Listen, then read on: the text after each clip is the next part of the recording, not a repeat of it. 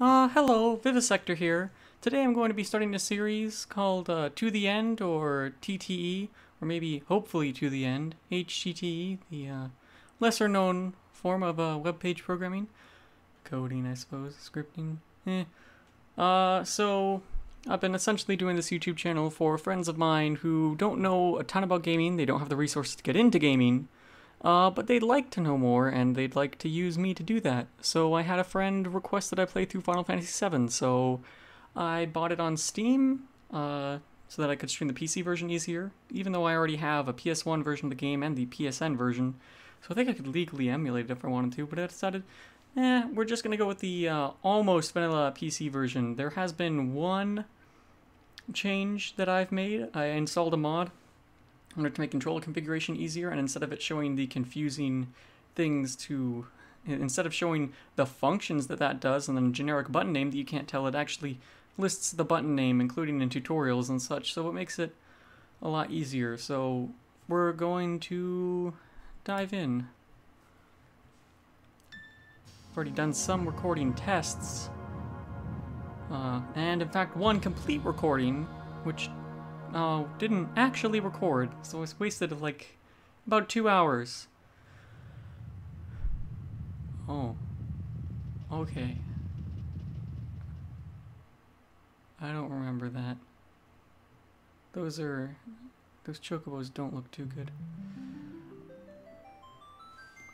So while it's going over the prelude, I might talk about Final Fantasy VII, its place in gaming, why people remember it so well, and I guess my own thoughts on it. Final Fantasy VII is often renowned as one of the best JRPGs ever made, one of the best RPGs ever made, and in fact one of the best games ever made. And I think the reason for this is that in the West for a long time RPGs weren't a very popular genre, and the only place you really saw them were Western RPGs on the PC. That's where they were most popular. I mean, sure, they existed other places. Like Final Fantasy got released here in the US on the NES, including Final Fantasy VI on the SNES, which was named Final Fantasy III, and Final Fantasy IV was named Final Fantasy II. We got some other stuff, but really RPGs weren't big hits in general, and Final Fantasy VII kind of changed that. It bet the mainstream audience in the West, and it kind of opened people up to a whole new genre.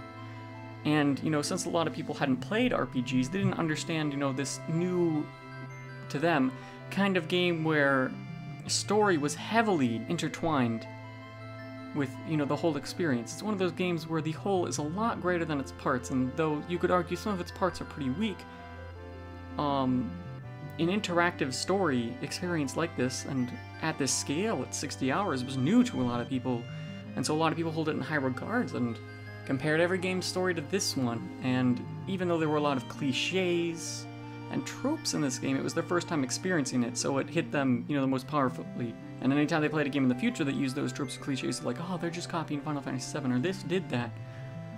I remember playing it as a kid, and I felt very much the same way, but years have gone by, and I haven't exactly felt that it's aged too well. I mean, I still like the soundtrack. In fact, I own it. I own the 4-disc soundtrack, the international release, but the MIDIs don't hold up so well, I would feel, to newcomers, even though I still like them. I feel like that's something that I just like because of past experience, and I feel like that's why a lot of people still like it, because of past experience, because graphically, it doesn't hold up. I mean, well, it's from 1997, so of course, but even aesthetically, there's a lot of things that don't quite hold up. The battle system could be better. There are some weird mechanical exploits which you can use to beat the shit out of things, or you can get the shit beat out of you and there's nothing you can do. Like being frog-locked. There's this status called frog, which when you're hit with it, you can't cast magic, and all your attacks do 1 damage. And there are these enemies that can give you the frog status just by melee attacking you, and sometimes you can get in a battle with 6 of them at once, and you can only have a max of 3 party members. So you can get frog-locked in that every time you get attacked, you get toggled on and off between frog status, and you essentially are fucked and just have to lose that battle, which takes forever since they don't deal much damage. It has a lot of mini-games in it, which was a trope at the time, and in fact is still kind of a trope in JRPGs. And they kind of break the pacing. It has some iffy localization, although a number of the localization problems have been fixed in this PC version, and by the mod I installed. Like, a lot of the grammatical errors and typos have been fixed in this 2012 PC release. But some other things, you know, haven't been fixed. Like, they didn't re-localize it, they just fixed some localization errors. And the combat still runs at 15 FPS, the rest of the games runs at 30, except for the menus, which run at 60, which is why I'm recording this video at 30 because, you know, I'd rather keep the video size down if I'm only recording menus at 60. And other things which I'll bring up. I mean, I liked this game a lot, especially for the story, and still holds kind of a special place, but I realize that it doesn't hold up at all nowadays. Oh, gee, I have to do this again? So, yeah, and I'll also be talking about with the remake on the horizon, which I am excited about. I hope they fix a lot of the problems with this so that the good things about it can stand out. I might be talking about what should and shouldn't be changed to the remake. A lot of people say that the remake should just be a graphical update. I disagree with that. So we're going to be starting a new game, because if I went to continue, you notice I already have some beautiful window colors there. But they're from when I thought I was recording, but I'm not. Also, something to point out, if you notice when I'm navigating the menu is really weird, even though I'm using an Xbox 360 controller, which this has native support, the native support is shit. You can't use the D-pad, and this game was built around the D-pad, so sometimes you'll be trying to select something and it'll, you know, trying to move up on the menu and it'll select something to the side. It's, yeah, not that great. So all the graphics are the same, including the cutscenes. I think the cutscenes were re-exported at a high resolution, but, you know, the models, the textures, the animations were untouched. And this wasn't meant to be a remake, this was just meant to be a re-release, because there was a PC version that Squared Eidos make in 1998, but it doesn't work on modern systems, so that's why they made the Steam version in 2012. And also it has a feature which makes me giggle. The main protagonist of this game, his default name is Cloud, and this game has cloud saving. I'm sorry for that. But yeah, all the graphics remain untouched, except that I think, yeah, again, the pre-rendered backgrounds have been exported to high resolution again. But it's still at a 4:3 aspect ratio, otherwise I'd have to stretch out all the graphics. And it does run at a higher resolution, which is kind of weird for the super low poly models. And you'll see why. I mean, they kind of looked weird anyways. But yeah, but I haven't installed any graphical mods, any music mods, any mods to adjust the difficulty. I used to watch these cutscenes over and over again when I was a kid, and I know they look shit now. Back in 1997, seeing this on a video game was insane. You may say, you know, back in 1997, a lot of movies had better CG. Well, there weren't that many good full CG movies, because back then, if you wanted something to look good in CG, the computers could only handle processing 1 or 2 objects on a scene at once. I mean, sure, you had Bugs Life and Ants. Ants is a piece of shit. But those were huge technological investments at the time, and especially for a game company which isn't primarily making movies, unless you're Square, in which you just really want to make movies and not games. There's some interesting pieces of Square's history where they tried to make movies, and it was a huge, colossal loss for them.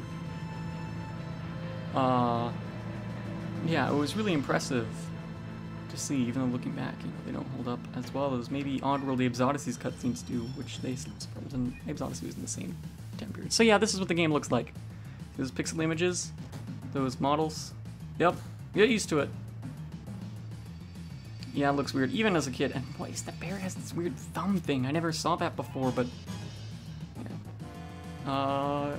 You know, I'm not gonna do voice acting for now, but if you guys want me to do shitty voice acting, just let me know in the comments.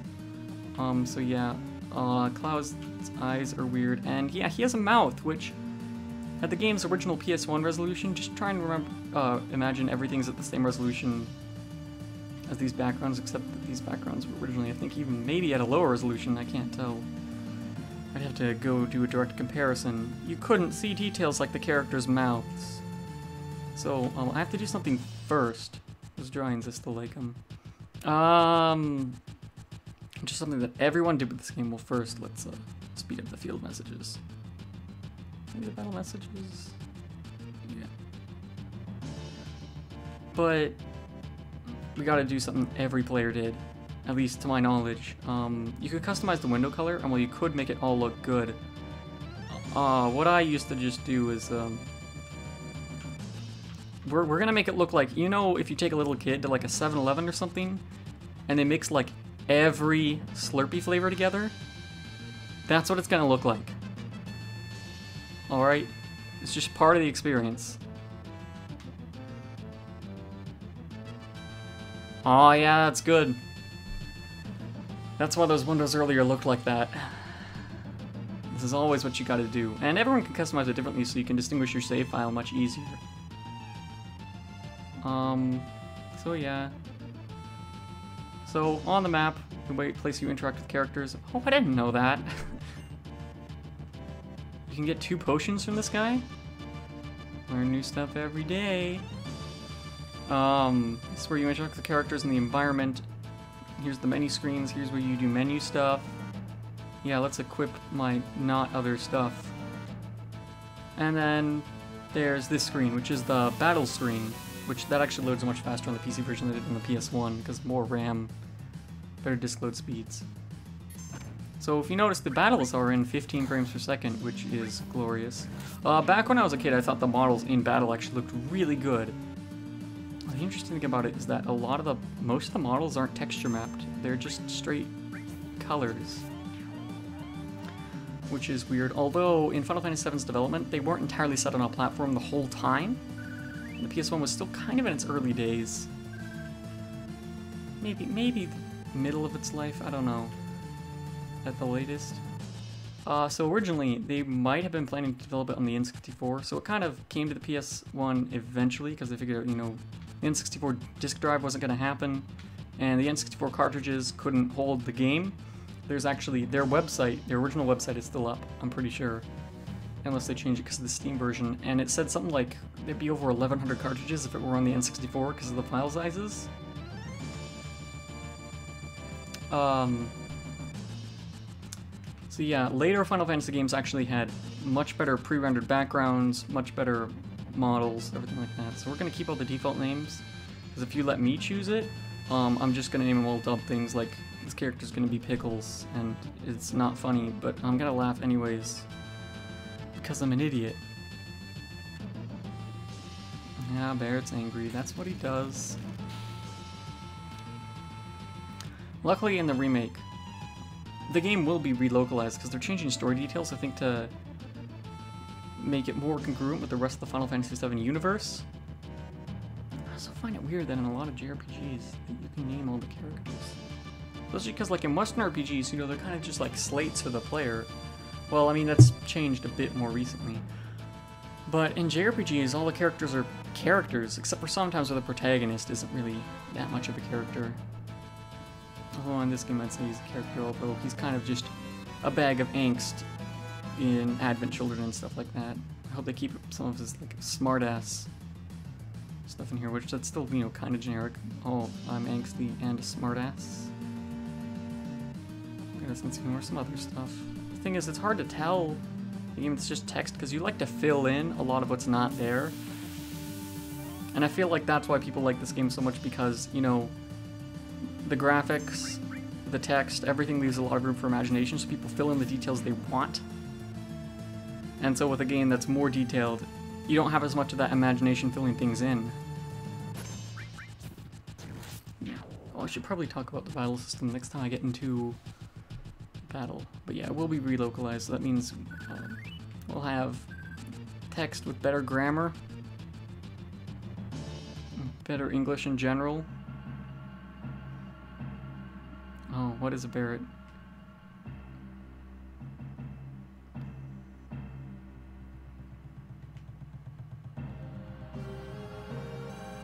And hopefully this will be voice acting. I mean, not everything's going to be voice acting, just because of how much text these games have. JRPGs and Western RPGs tend to be super text heavy, and so a lot of times not 100% of the text is voice acted. Sometimes Western RPGs try and keep all text voice acted, but in order to make that easier, all NPCs, you know, like, characters that aren't main characters will only have one line. Or a lot of them will share lines, because it's just too expensive and takes up too much space to have every character, like a billion lines, voice acted. Why is her mouth wide open? You never noticed that before. Also, yeah, characters walking out of each other, you'll have to get used to that. I don't know if that's still a thing in JRPGs, because the most recent JRPG I played was Persona 4 Golden. But essentially, the character you have in the front of the party, or whatever the main protagonist is decided to be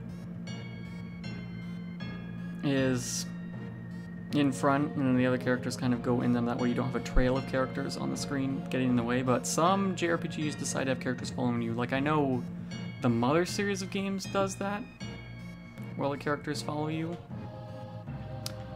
Paper Mario had it so you and the companion you had selected was following you, but the rest of them were just kind of like in your pocket. But it made more sense in Paper Mario, which is great, by the way. I first played the original one when I was in high school. A bit late to the party, but a really good time with it. Do recommend. Oh wait, I meant to talk about the battle system. Fuck. I will be saying fuck. A lot. Lots of fucks. I'm giving all the fucks. I am a prostitute. Okay, enough of that. How did she go through the door when it was closed? Boop. Yes, thank you for telling me how to ladder. You know, laddering in this game is kind of awkward, but I have to say one thing. As much as I love Half-Life, ladders in this game I think are better than Half-Life. It's mounting and dismounting a ladder in Half-Life. Just for some reason, that's like the one thing Valve can't get down. Alright, I guess I'll talk about the battle system next episode. I think every time I get to a major save point, I'll cut it off just to make it easier for me on the uploading. Maybe I can upload one every day. And also, I don't know when something's going to interrupt my recording. So also, let's talk about the save files for a little. You think, oh, this is one save slot, right? No, each save thing is essentially what you get in a whole memory card on a PS1, meaning effectively you have 150 saves. Not a complaint, just kind of weird. So yeah, I'm going to overwrite my previous saves. Saves so fast compared to the PS1 version. I'm just so used to that because I played a lot of it. Cloud saving. Alright, so that's going to be the end of this episode, and I'm going to record the next episode immediately, but that doesn't mean it's going to be uploaded immediately. So, don't like or subscribe, because you know it's shit. Comment to tell me whatever I fucked up. Yeah.